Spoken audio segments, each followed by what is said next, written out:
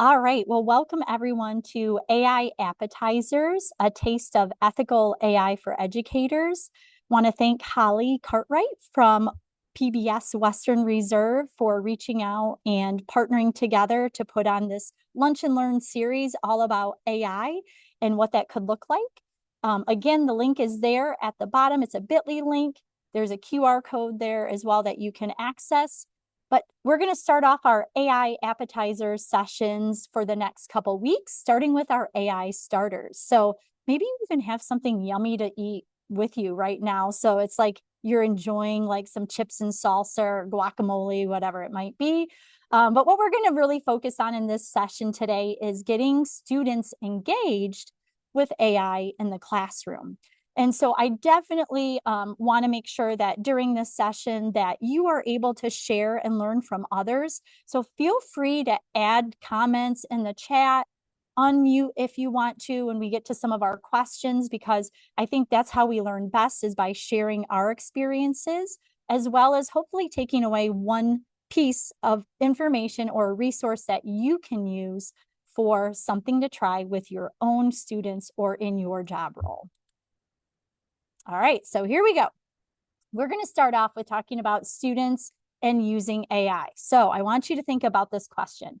If you had to describe students using AI in just one word, what would it be? So thinking about kids using AI, doesn't matter if you teach fourth grade, if you teach third grade, if you teach high school, whatever that looks like, go ahead and drop your word in the chat and want to get a feel for what are your thoughts besides all those pieces that come with stipulations of age and all those things that we for sure have to talk about. But what do you think about kids using AI? Okay, we've got unsure, we have obsessed. It's a mess, it's exciting, it's confusing. They don't know to replace doing their own work, so they're kind of just using it to finish their activities quickly. Experimental, potential. Oh, there's stealths at it. I love it. Innovative. So this is where the true, piece of where everyone is at on this AI spectrum looks totally different in our world because of what our experiences are and maybe what our kids are being exposed to outside of our classrooms as well. So a lot of you have mentioned here, crazy, you're not sure what's happening. Kids just want to use it for those pieces. So we're going to do something really fun actually with those thoughts that you just shared. So I'm going to jump over to one of our first resources that might be a great, fun, engaging way to get kids interested with AI. And it's called Suno. I'm not sure if any of you have heard of this before, but let me see if I can get out of this screen here. My screen doesn't want to cooperate with me. There we go. So I'm going to jump over to suno.com and I'm going to take those words that you threw into the chat. And I'm going to ask Suno to create us an engaging song, a country rock song, about students using ethical and meaningful ways to use AI to prepare them for their future. And I'm going to throw some of these in here that you said. So I'm going to say, include the words innovative, stealth. I'm going to look crazy, obsessed. And let's just throw a few of those in there. And if you've not checked out this Suno before, it's very cool. You tell it exactly what you want to create a song of. I'm going to give it a moment here. It's going to give me two options to make up a song that we could use to actually introduce to our students. Oh, we have to do this now. They just changed this. So let's see if we can just skip it. Oh, no, it's going to make us do it. Okay, so we need this one. There we go. We need, oh my goodness, the kitty cat. It's making us do all kinds of stuff here. Oh my goodness gracious. My hope was that we could just do this and not have to do that. There we go. Okay. So while it's thinking and creating these songs, you might be saying, okay, why would you share Suno with me about engaging students with AI? You can make songs about anything. You're teaching about World War I history, you could create a song about that. You're having students create a song about, maybe you're learning about angles in mathematics. You could create a song about that. Kids love music. Many teachers are already incorporating YouTube songs, etc., in their curriculum and in their classrooms. But here's one. If you can't find a song that's just right for you in order to do this, try out Suno. Let's see what it created for us. So country rock with this. So I'm going to hit play. Let's see if you can hear it.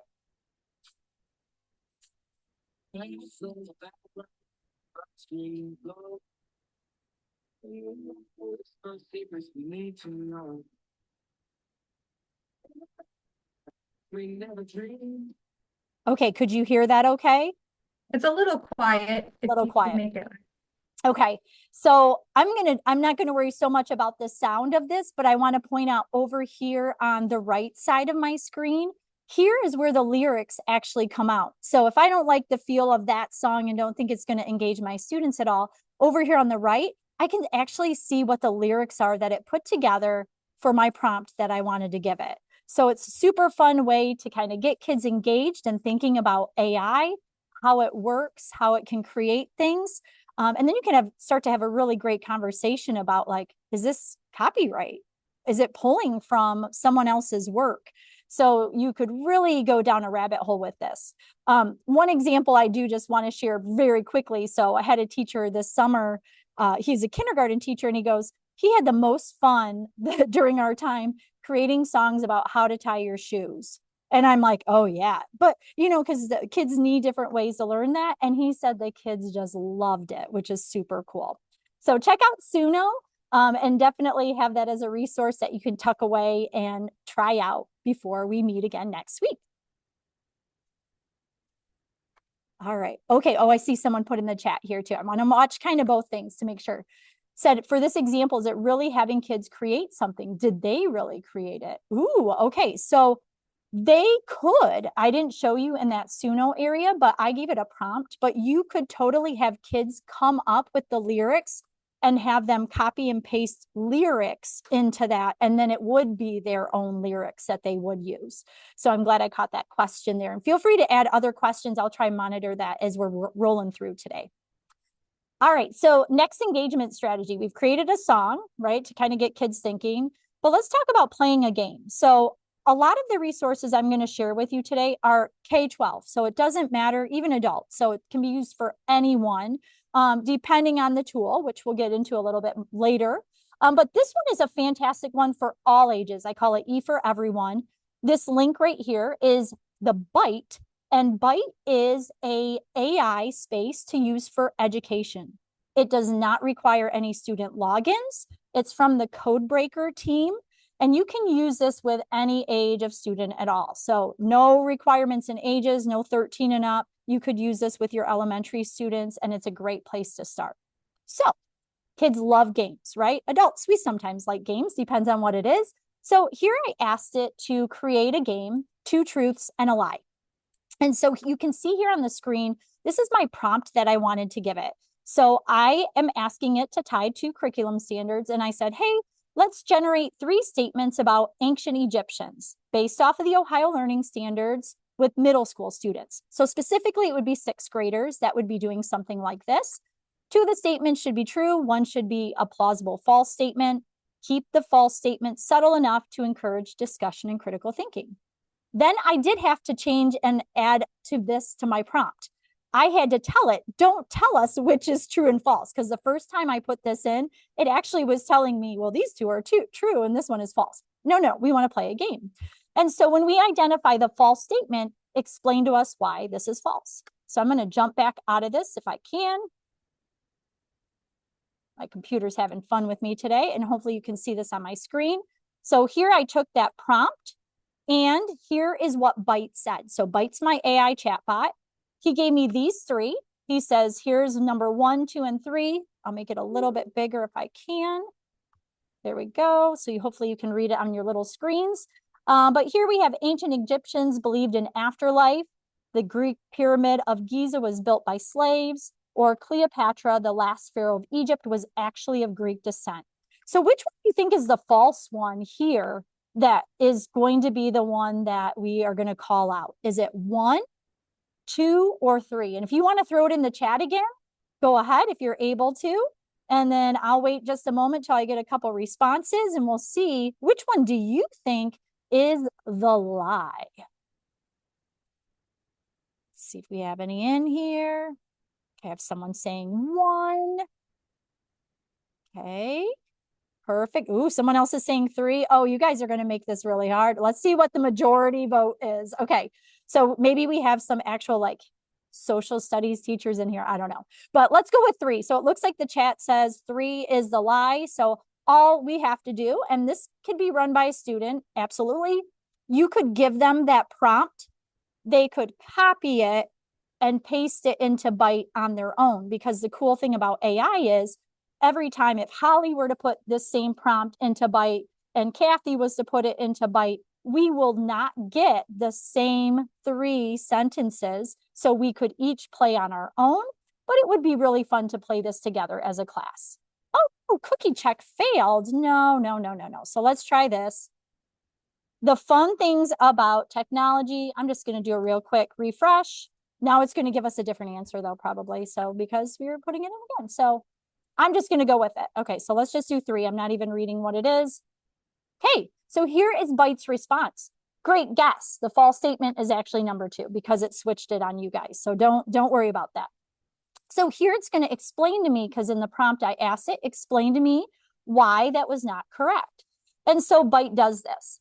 Now, before we move on and we would ask it to do another round and play another one, some of you might be thinking, okay, how do you have this read to elementary students that definitely can't read this? Or what about my 6th grader that just isn't able to read this at their reading level?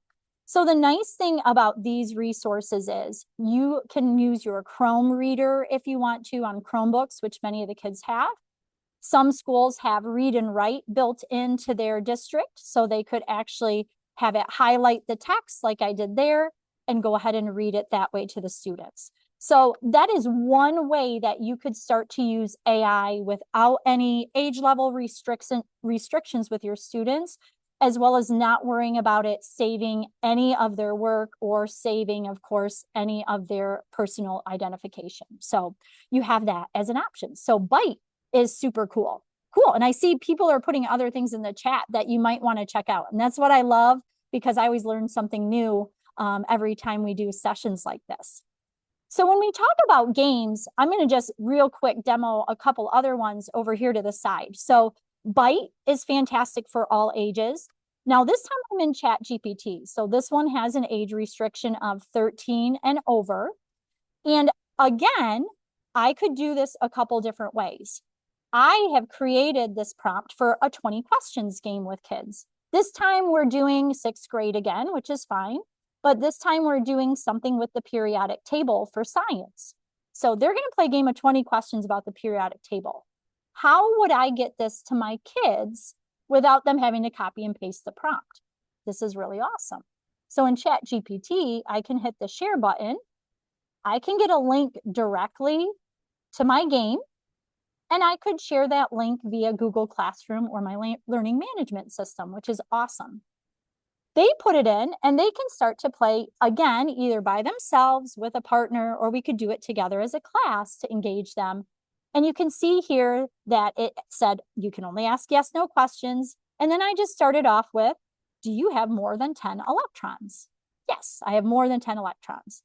Are you a gas? No, I'm not a gas. Are you a metal? Yes, I'm a metal. And then I would keep asking, of course, if you played 20 questions before, you have to figure out what that element is on the periodic table before your 20 questions is up. So that is just another fun way that you could really start to get kids engaged in games, as well as using AI where they're not the ones really like diving in and putting the prompts in just yet by themselves.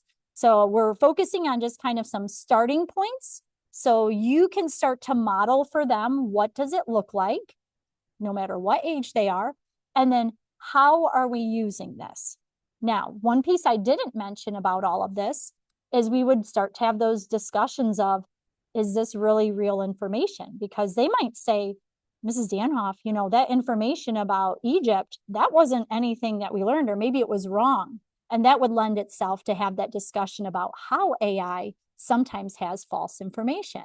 And why do we fact check stuff? And why do we have to use the human element in our brain to be able to decipher what is out there for them?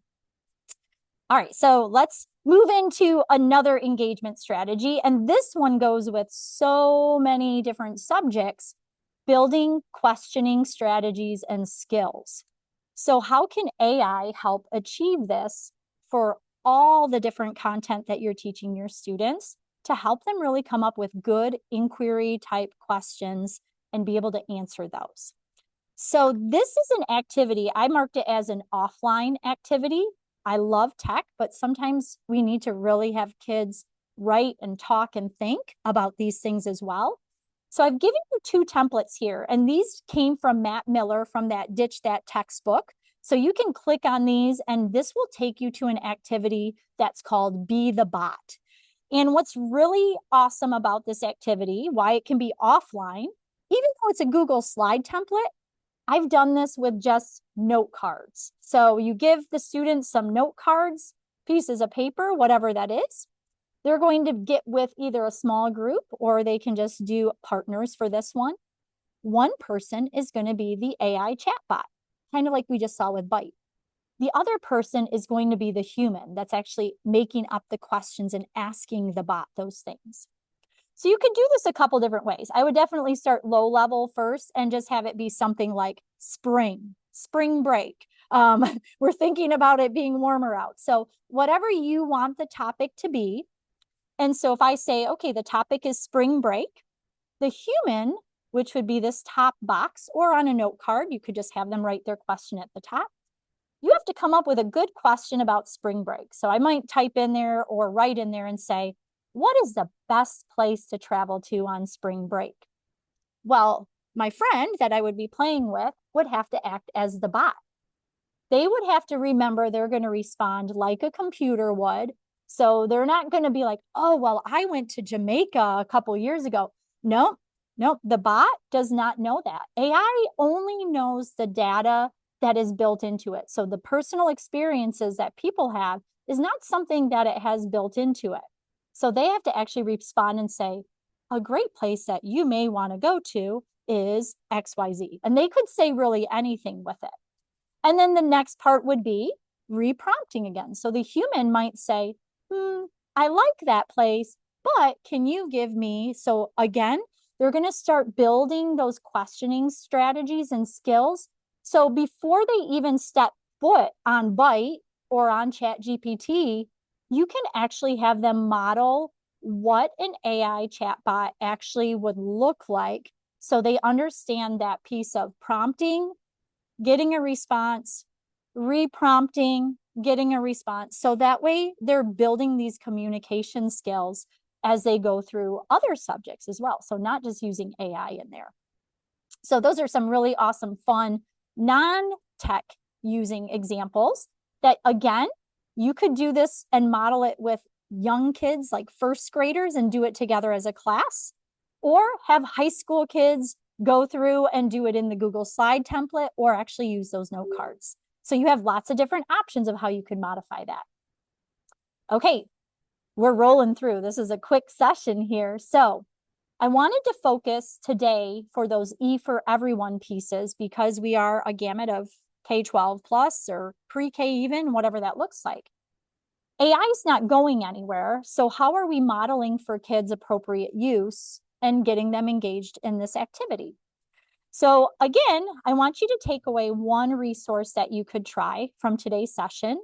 So on this slide, I put in there lots of different things for you to try.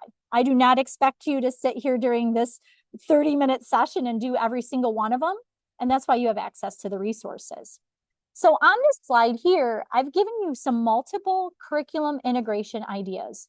Now, the important thing to remember with these resources that I put on this slide are, one, has your school approved some of these to be able to use? I know some of us are in that approval process for ed tech programs.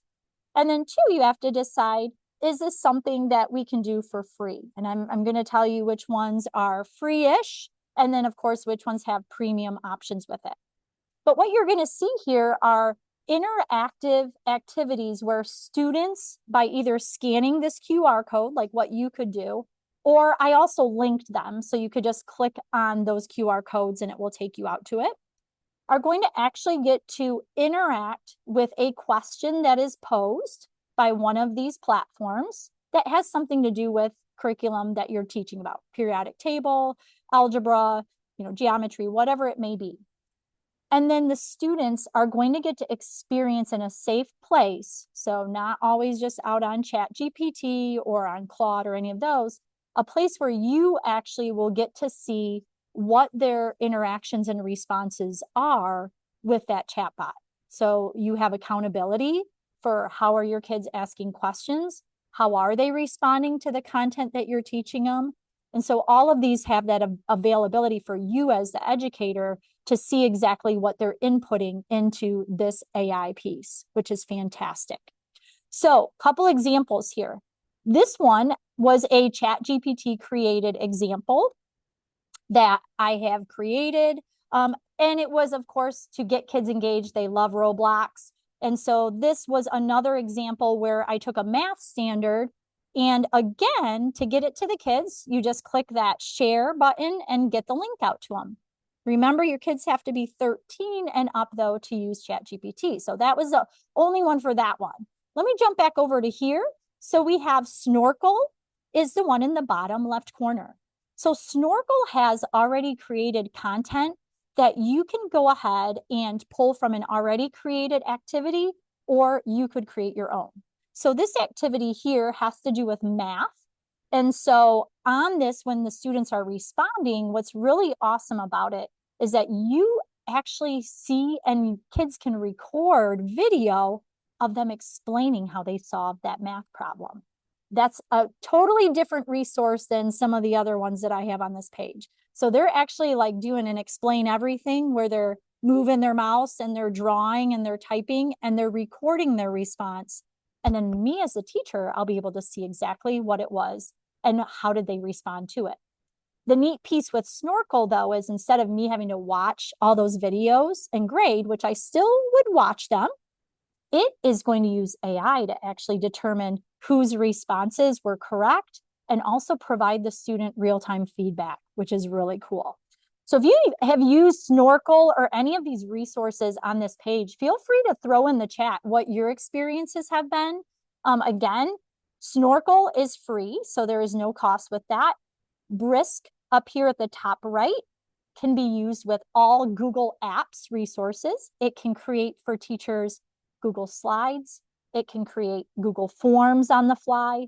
And then the next piece that is with the paid version of Brisk is that you can boost the activity that you have done and students can respond to it then on a platform with a chatbot, which is really pretty awesome and engaging for them.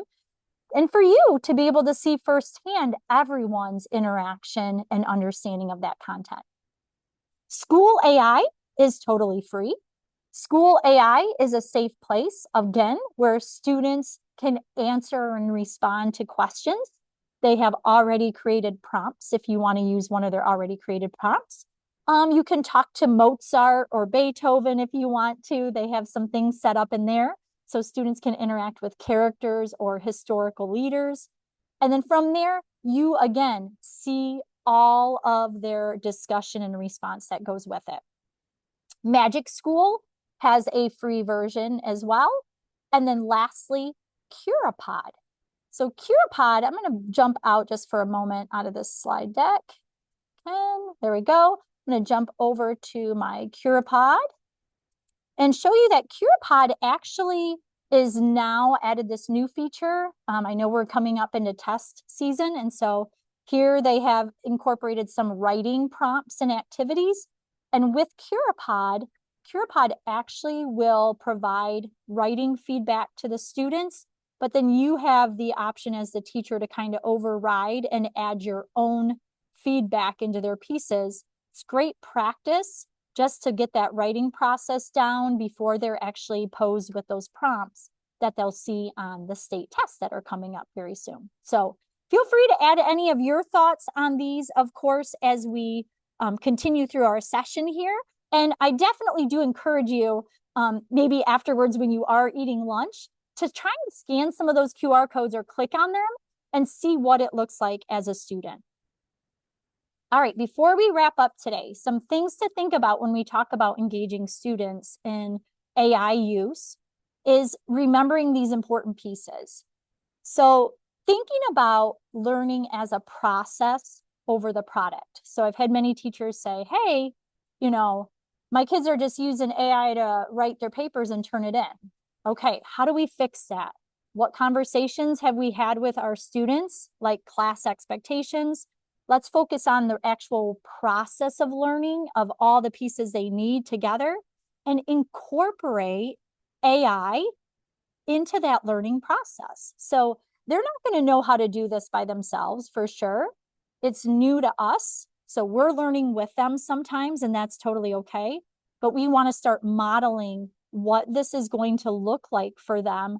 And they can see how we are using AI, and they can start to see ways that we're using AI to help get us ideas, to help give us feedback, and all those pieces along the way.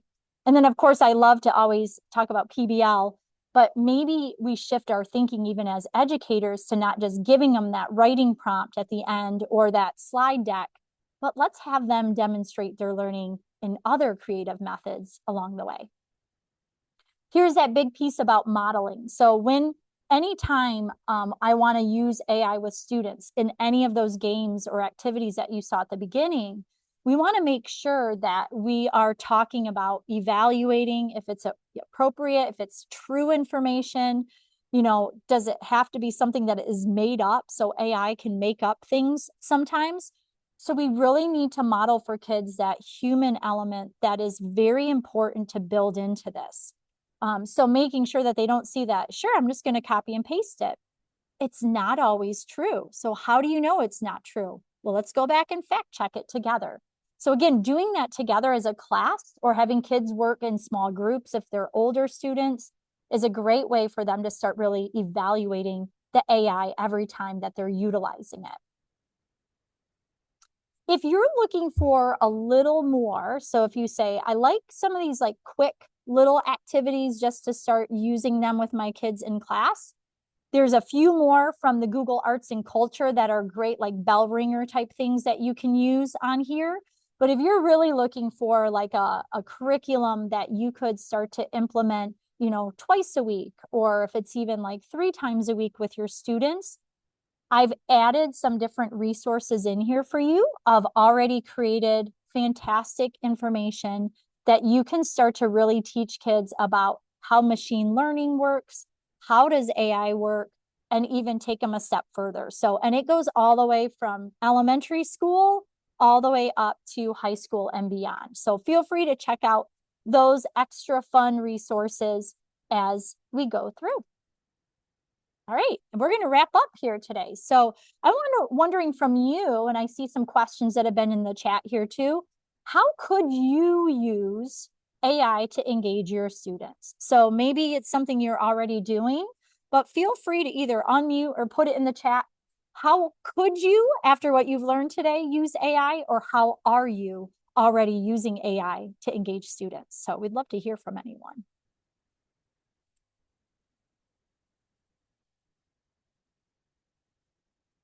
Everyone's eating lunch.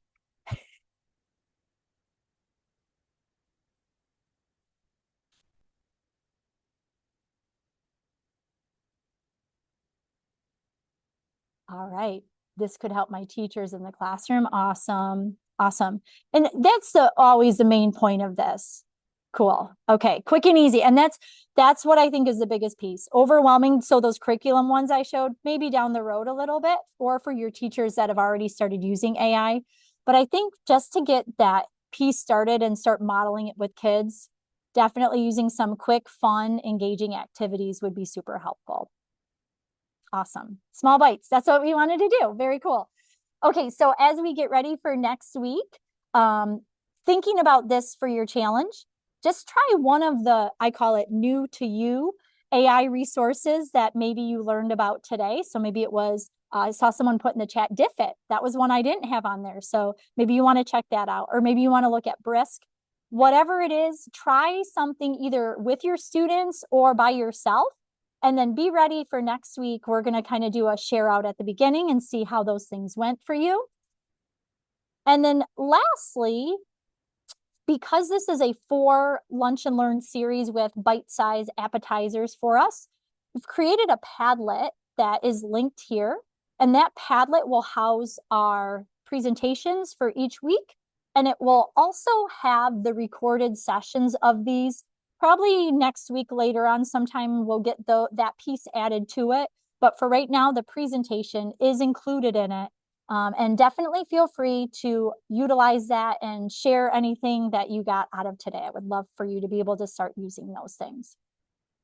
My contact information is there. So if you have questions between now and then, feel free to connect with me on Twitter or X, and then also email. I'm happy to see what you're doing and hear your thoughts.